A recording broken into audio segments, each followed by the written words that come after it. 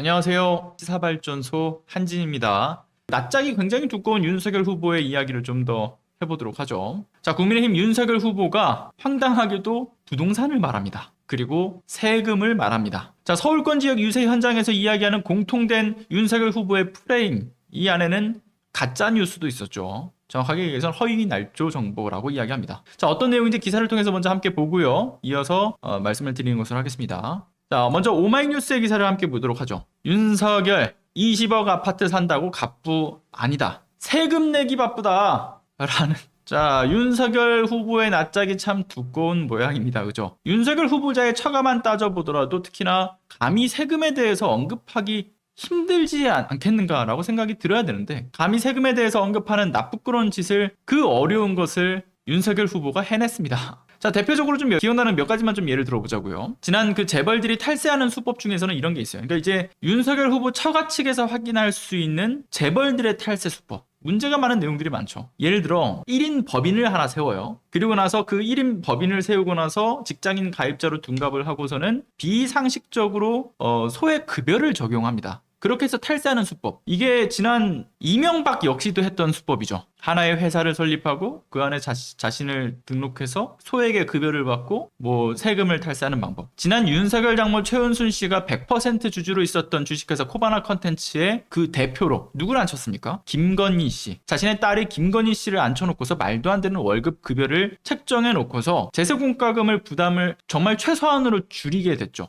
이런 재벌들의 세금 탈세 수법을 그대로 쓴 의혹이 드러난 바가 있습니다. 그래서 그 당시 김건희 씨 건보료만 따지더라도 69억 원대 자산가인 김건희 씨가 어떻게 월 평균 고작 7만 원을 냅니까? 근데 이 7만 원이 가능하게끔 만든 바로 이 의도적인 세금 탈루 정황이 포착되기도 했죠. 그리고 도이치모터스 주식 거래. 우리는 그 거래로 4천만 원을 손해봤다라고 하는 윤석열 후보의 황당한 해명과는 다르게 7천만 원의 수익이 있지 않았습니까? 그 특정 거래 기간에. 근데 이러한 7천만 원에 대한 수익 세금, 김건희 씨는 3년이나 늦게 냈죠. 그리고 윤석열 장모 최은순 씨 공흥지구 개발 사업과 그 개발 그 과정에서 편법 증여를 위해서 시세보다 싸게 자신의 땅을 100% 가족회사인 ESIND로 팔아 넘겨서 세금 탈루한 의혹도 역시나 포착이 되었죠. 농지를 이제 넘기지 않았습니까? 그리고 또 윤석열 장모 최은순 씨의 차명부동산 논란도 마찬가지죠. 지금 확인되고 있는 토지가 8필지랑 송파구의 그 호화주택 1개. 이걸 따지면 얼마냐? 공시지가 총액만 228억 500만 원입니다. 자, 윤석열 후보 장모 그 보유로 확인되는 그 모든 부동산이 이 차명 부동산을 포함해서 공시지가 총액이 얼마냐? 344억 2천만 원쯤이죠. 자, 근데 본인 소유의 부동산에 거의 70%에 가까울 정도의 규모를 숨겨서 부동산 세금 회피 목적에 부동산 실명법 위반 혐의가 역시나 제기가 되고 있죠. 자, 윤석열 후보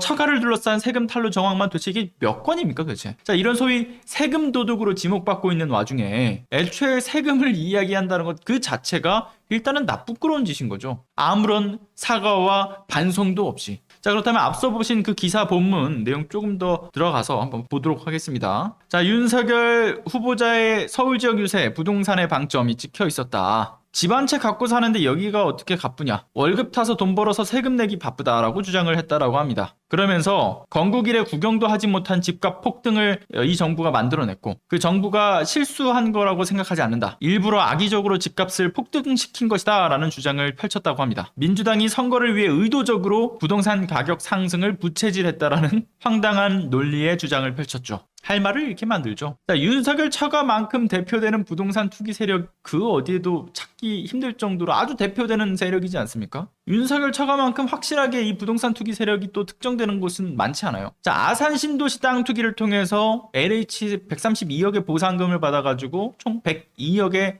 차익을 봤던 거. 다른 누구도 아니고 본인의 처가에서 있었던 일입니다. 공흥지구 개발과 관련된 투기 의혹도 역시나 본인의 처가에 있던 일이죠. 그 밖에 개발 사업에서 투기 목적이 의심되는 정황이 여러 건이 또 발견되기도 했습니다. 자, 윤석열 후보자가 왜 이토록 부동산 재벌의 입맛대로 맞는 공약을 내놓았던 것인가? 그것을 증명하는 내용들이 쏟아져 나왔고 나오고 있죠 또. 자, 우리나라에는요 1% 상위 1%에 해당하는 가구가 국토의 한 30%가 넘는 이 토지를 보유하고 있다고 알려져 있어요. 그리고 법인 이 상위 1%는 법인 소유의 국토의 약 70%에 해당하는 것을 소유하고 있다고 하죠. 상당히 불균형적인 부동산 시장에서 특히나 상위 10%만 넘어가더라도 이 규모가 얼마나 확대되냐. 우리나라 국토의 대부분을 소위 이제 부동산 재벌들이 부동산 어떤 법인들이 소유하고 있다라고 하는 것을 확인할 수가 있습니다. 그런데 윤석열 처가의 땅만 따져봐도 웬만한 미니 신도시급 이상의 면적의 부동산을 보유하고 있어요. 땅 투기, 부동산 재벌 처가를 둔 윤석열 후보 본인이 부동산을 이야기한다는 것 자체도 역시나 나쁘끄러운 짓인 거죠. 그리고요, 이번에 송파하고 서초 지역 유세에서는 이런 말을 했다라는 거 아니겠어요? 송파 서초 간 윤석열 20억 아파트 사는 서민들 허리 휘어진다. 저만 그렇게 느끼는 것인지는 모르겠습니다만은 20억 아파트 사는 사람은 갑부가 아니다. 20억 아파트 사는 서민들 허리 휘어진다. 이 말인즉슨 20억 이하의 아파트에 사는 사람들은 서민이 아니라 무슨 극빈층에 속합니까? 이런 이상한 소리를 한다라는 걸 참 당황스럽게 만들어요. 자, 윤석열 후보를 지지하는 서민은 적어도 20억은 가지고 있어야 된다. 이런 이야기로까지 들린다. 이러한 네티즌들의 냉혹한 평가가 지금 뒤따르고 있죠. 자, 게다가 윤석열 후보 유세 현장에서 민주당이 뭐 선거 승리를 위해서 집값을 폭등시켰다. 뭐 이런 허위 날조 정보를 지금 늘어놨다라고 하잖아요. 집값 폭등이 어떻게 민주당의 선거 승리에 긍정적인 영향이 있겠습니까? 부정적인 영향을 주면 모를까. 생각이란 게 없는 헛소리를 통해서 윤석열 후보는 지지자들을 혼란을 주려는 심성이죠. 그러니까 이제 이성적인 판단이 아니라 가짜 뉴스를 통한 감성적인 부분에서 윤석열 후보는 그 표심을 공략하고 있는 겁니다. 상식적이고 합리적인 생각을 요구하는 게 아니라 그냥 어떤 감성적인 부분, 분노 자극, 딱 이 포인트에만 이번 선거 유세에서 방점이 찍혀 있는 거죠. 아무튼 윤석열 후보가 양심이라는 게 있다면 적어도 부동산과 세금 관련된 이야기로 지적하는 것은 옳지 않다라고 생각합니다. 물론 양심 같은 거 없는 분이기 때문에 더는 할 말은 없을 것 같습니다. 자, 오늘도 좋은 하루 보내시고요. 네, 얼마 남지 않은 대선 기간 함께 절망하지 마시고 포기하지 마시고 끝까지 함께 밭을 갈아주시고요. 힘내주십사 부탁을 드리면서 마치겠습니다. 네, 오늘도 감사합니다. 들어가 보겠습니다.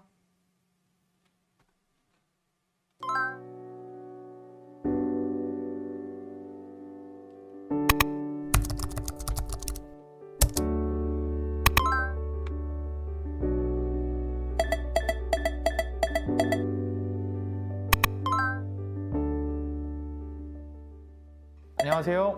시사발전소 소장 한지입니다. 시사발전소는 진실을 찾는 민주언론으로서의 역할을 다하기 위해서 다양한 방법으로 활동을 이어나가고 있습니다.